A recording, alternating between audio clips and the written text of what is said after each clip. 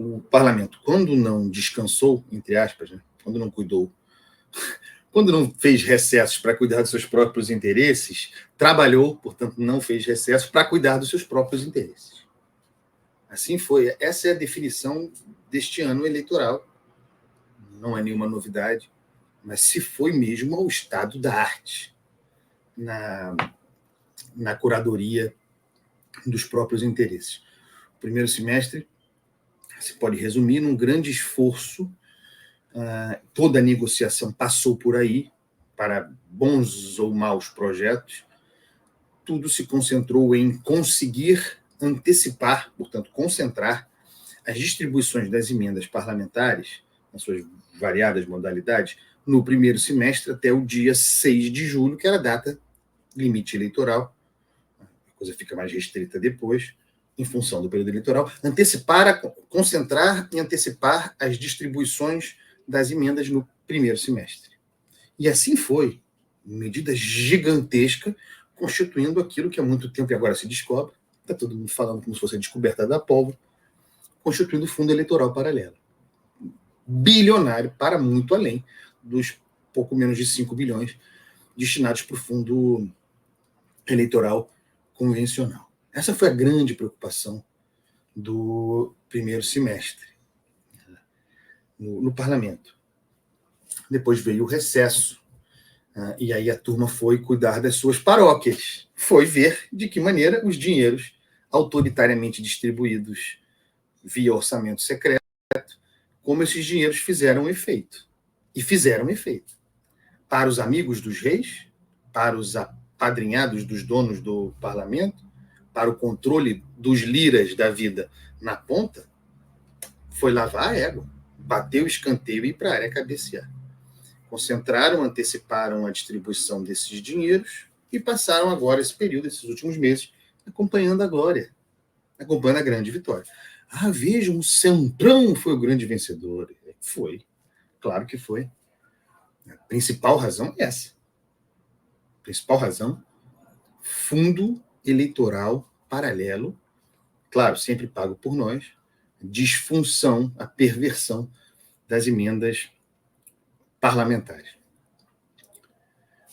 Outro tema costurado com a questão das emendas parlamentares, porque aí surge também o Supremo Tribunal Federal, por meio do ministro Flávio Dino, com as suas gestões de endurecimento à luz do que determina a Constituição, publicidade, eficiência no gasto público, o ministro Dino atuando e mesmo suspendendo as emendas. Nesse período, pouco importa, é muito mais um efeito simbólico, porque as emendas não podem ser pagas agora, mas em algum momento, e logo poderão ser, surgindo a preocupação no parlamento com o futuro do orçamento secreto, ao mesmo tempo o futuro encaminhado, porque Dino exerce controle de constitucionalidade, chancelado pelos seus pares corretamente, mas logo depois abre uma mesa de negociação, e mesa de negociação a gente sabe como começa, nunca sabe como termina, e é especialmente grave, assim se sabe como termina, quando a mesa de negociação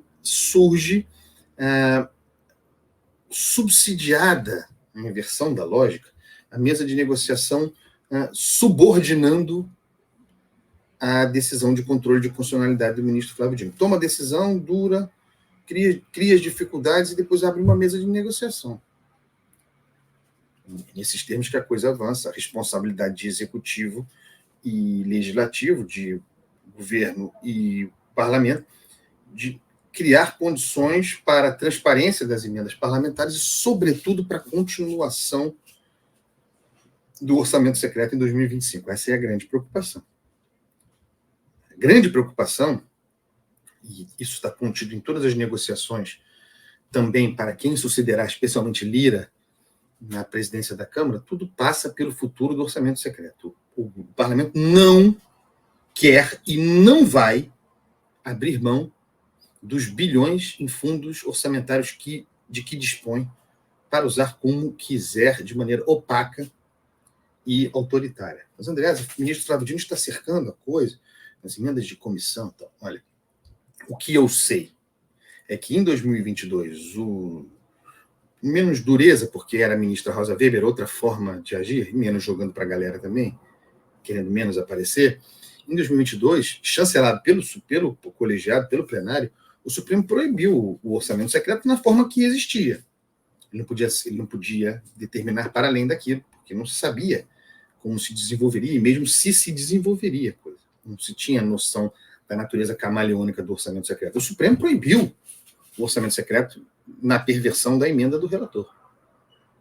E rapidamente a turma encontrou alternativas para a continuidade do orçamento secreto. E mais, em outras modalidades, e mais, continuaram pagando emendas do relator na perversão orçamento secreto.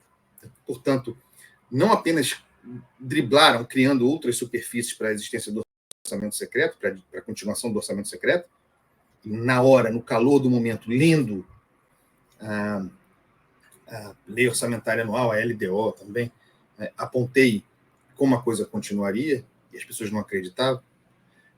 Não apenas isso, não apenas encontraram alternativas para driblar, como afrontaram a decisão do Supremo, mantendo o pagamento de restos das emendas do relator na perversão para orçamento secreto. A história nos ensina, e eu, com base na história, e nos movimentos que eu vejo, e na manutenção da LDO aberta, eu vejo claramente, o propósito de que o orçamento secreto continue, de que se encontre uma outra modalidade, se não pode ser a atual emendas de comissão, eu não tenho dúvida de que outra se encontrará. Essa é a grande preocupação de Arthur Lira. E tem tudo a ver com a sua campanha para controlar a sua sucessão. Qual é o principal legado, embora não tenha origem na gestão dele, isso começou na gestão Rodrigo Maia, qual é o principal legado da gestão de Arthur Lira na presidência da Câmara? Idem de Davi Alcolumbre, porque quem manda no Senado é Davi Alcolumbre, não é Rodrigo Pacheco. Rodrigo Pacheco se beneficia também, mas não é Rodrigo Pacheco quem manda. É Davi Alcolumbre, tudo mais constante a ser de novo, formalmente, porque nunca deixou de ser presidente do Senado. O grande legado desse grupo de poder, com as suas naturezas, que eu chamo de lirão, é a institucionalização do orçamento secreto. E essa é a grande bandeira. A manutenção do que tem, dos fundos de que tem, e a criação de uma nova modalidade em que, tendo esses fundos para si, haja espaço para as gestões autoritárias e opacas, para distribuições autoritárias e opacas, portanto, que se mantenha o que tem e mantido esse instrumento particular para que parte desses dinheiros, que também há as emendas impositivas, para que parte desses dinheiros possam ir para lá ou para cá em função das alianças que eu tenho, sem que se saiba quem é a padrinha, a ver, portanto, qual vai ser a fachada. Já foi o relator, já foi ministério, agora o presidente de comissão, vamos ver como isso continuará.